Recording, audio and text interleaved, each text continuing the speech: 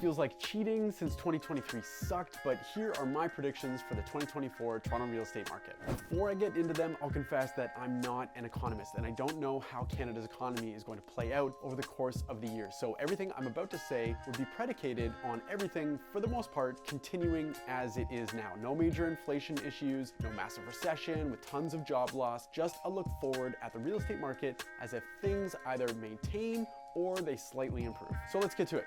Prediction number one, as it pretty much always has, inventory will drive Toronto's real estate market, and I think it will continue to be outpaced by demand. The number of new listings will be higher in 2024 than 2023, but that's not saying much, as we saw the lowest number of new listings in 2023 out of the past 4 years.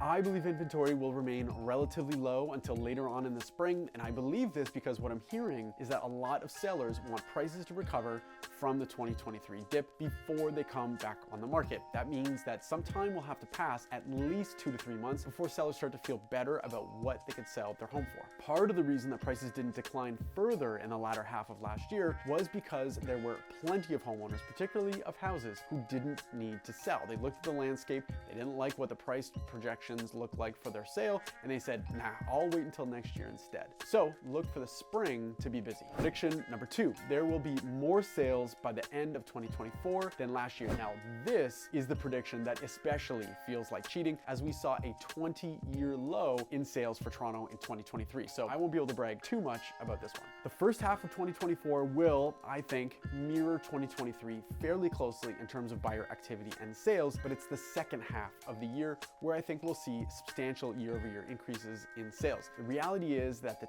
2 interest rate hikes in June and July last year really killed the fall market. Sales fell off a cliff for months that are typically fairly busy, like September and October. Prediction number 3, while we're on the topic of rates, I think the Bank of Canada figure will drop 4 times this year, but by small amounts each time, only a quarter point. So by the end of the year, the rate will be down overall a full point, but that things will inch their way down. As I mentioned, I'm not an economist, but it seems like inflation isn't doing what everyone is hoping it would do. So I wonder if the Bank of Canada will have to walk this tightrope between dropping rates and helping the economy while also making sure that inflation doesn't rise again. Prediction number 4, I believe prices will be higher this year than last year, and that we'll see pretty consistent month-over-month price gains as we progress throughout the year. And I don't think we'll have to wait long to see increasing prices. The market seems to be coming back fairly quickly, including the sluggish condo market. We're starting to see multiple offers in a lot of places around the GTA, and even condos which were listed late last year to no avail are garnering buyer attention already. I think there's a decent chance that pent-up demand from 2023 is released this year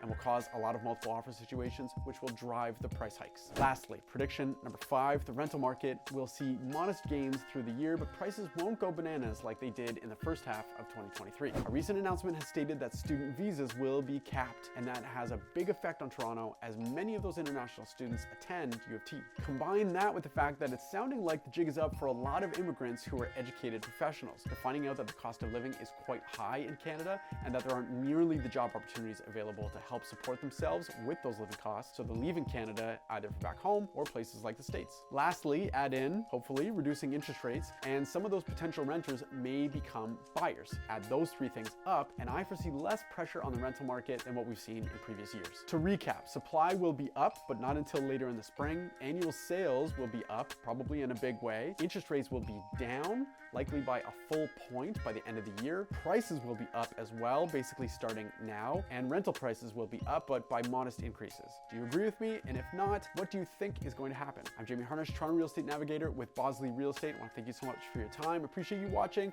Don't forget to like this video, subscribe to the channel, hit the notification bell so that you don't miss any upcoming content.